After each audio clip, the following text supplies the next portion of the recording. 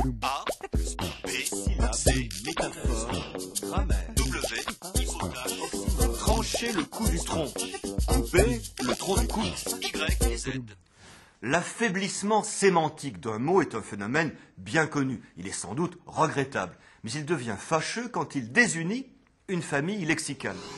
Prenez le verbe meurtrir. Il provient d'un vieux verbe germanique, cousin de l'allemand morden, de l'anglais to murder. En ancien français, il signifie tuer, assassiner. Et sa famille lexicale est particulièrement unie. L'action de meurtrir est un meurtre, dont l'auteur est un meurtrier. Pensez aussi à la meurtrière, cette fente dans la muraille qui permet de lancer des projectiles. Que s'est-il passé? Eh bien, le sens du verbe meurtrir et de ce verbe seulement s'est affaibli.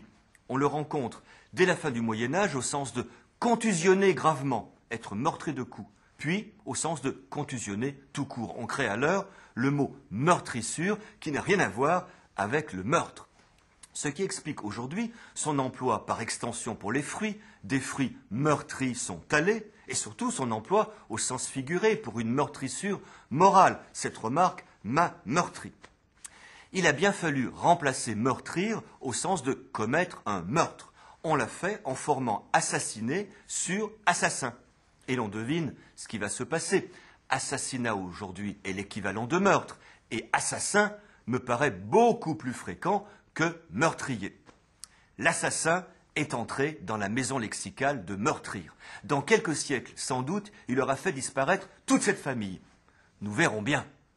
A, B, syllabe, C, métaphore, grammaire, W, hypothèse, oxymore. Y et Z.